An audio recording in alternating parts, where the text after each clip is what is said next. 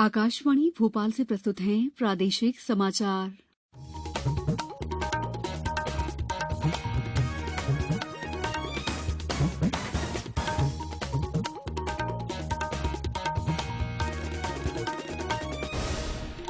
नमस्कार, समाचारों के साथ मैं दीपा सिंह।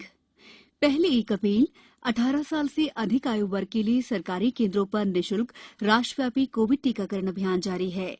युवा श्रोताओं से हमारा आग्रह है कि कोविड रोधी टीका लगवाएं और अन्य लोगों को भी इसके लिए प्रोत्साहित करें। कोविड स्वास्थ्य के लिए खतरा बना हुआ है, ऐसे में एहतियाती उपायों के पालन में कोताही न बरतें। जब तक जरूरी न हो घर से बाहर न निकलें और 3 सरल उपायों का पालन करें। मास्क लगाएं, 2 गज की सुरक्षित दूरी बनाए रखें, बार-बार हाथ धोएं, साफ सफाई रखें और टीका अवश्य लगवाएं।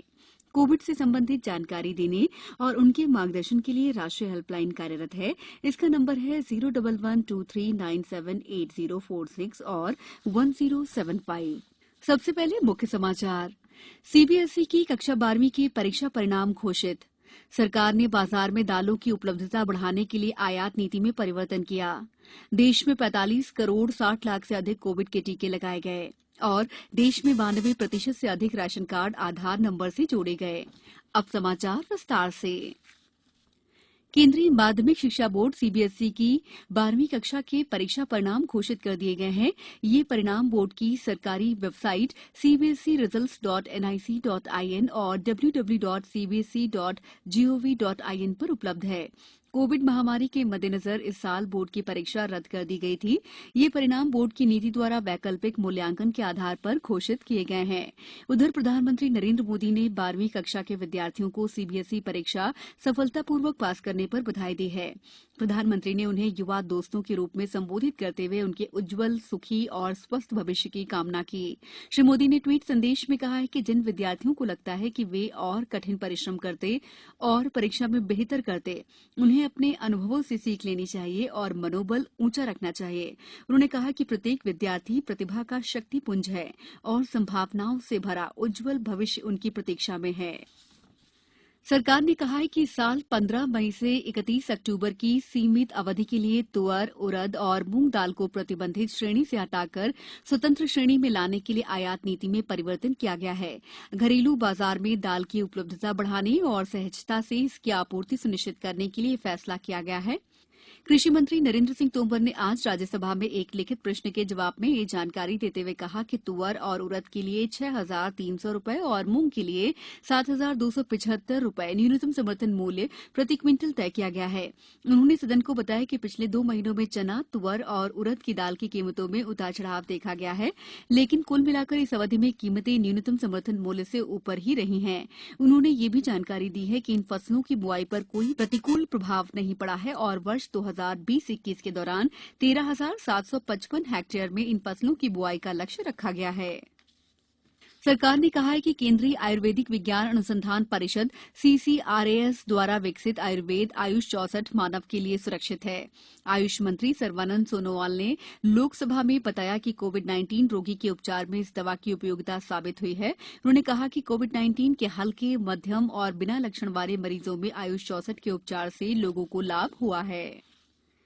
लोकसभा में आज सामान्य बीमा व्यवसाय विधेयक 2021 पेश किया गया। विपक्षी सदस्यों के भारी विरोध के बीच वित्त मंत्री निर्मला सीतारमण ने सामान्य बीमा व्यवसाय विधेयक 2021 पेश किया। उन्होंने विधेयक पेश करते हुए कहा कि इससे सामान्य बीमा कंपनियों को कामकाज का एक बेहतर माहौल मिलेगा, क्योंकि इसमें सार्वजनिक और निजी भागीदारी की व्यवस्था की गई है। इससे सामान्य बीमा क्षेत्र में अधिक पूंजी जुटाने में भी मदद मिलेगी।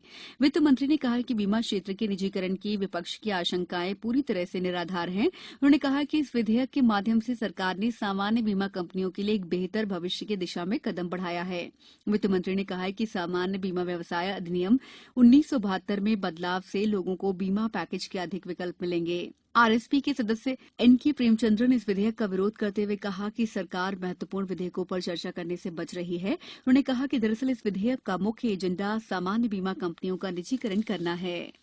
समाचारों में वक्त है ब्रेक का।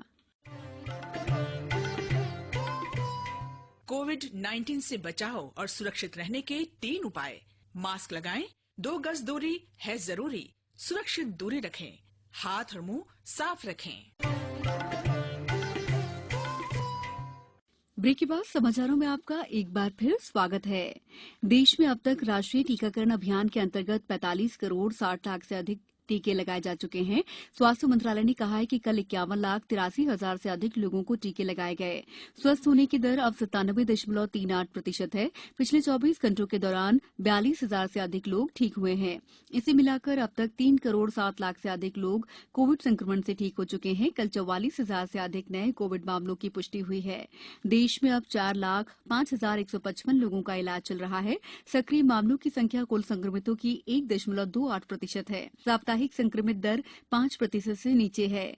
इस समय ये 2.4% है। प्रतिदिन संक्रमित होने की दर 2.44% है, जो 5% से नीचे है। कल 555 लोगों की संक्रमण से मौत हो गई। अब देश में महामारी के कारण मरने वालों की संख्या 4,23,000 से अधिक है। देश में 92.8% राशन कार्ड आधार नंबर से जोड़े जा चुके हैं। राज्यों और केंद्र शासित प्रदेशों ने 21 करोड़ 91 लाख राशन कार्डों को आधार से जोड़ने का काम पूरा कर लिया है और राष्ट्रीय स्तर पर लगभग 71 करोड़ लोग लाभान्वित हुए हैं। उपभोक्ता कार्य, खाद्य और सार्वजनिक वितरण राज्य मंत्री साध्वी निरंजन ज्योति ने आज राज्यसभा में एक प्रश्न के उत्तर में ये जानकारी दी।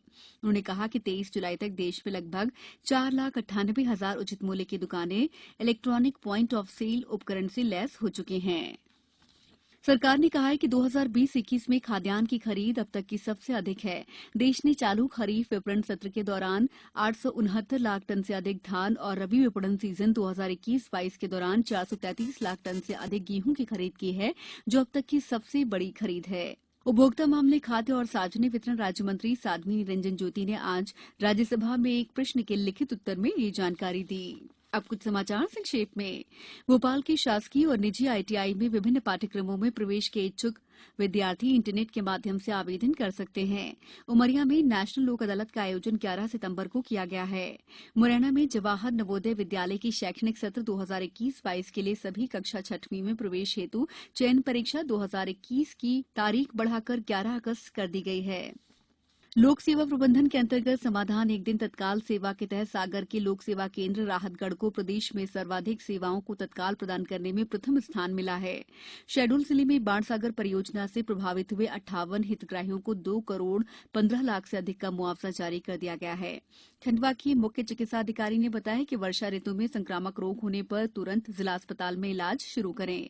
छिंदवाड़ा के नाट्य संस्था मंच अस्तित्व द्वारा कथा सम्राट प्रेमचंद की जयंती के अवसर पर त्रिदिवसीय नाट्य समारोह आज से आयोजित किया जा रहा है, जिसे खेड़ा महोत्सव का नाम दिया गया है। बुलेटिन में फिलहाल इतना ही। आप सभी से एक अपील, मास्क और 2 गज की दूरी, हाथ धोना भी है जरूरी। नमस्कार।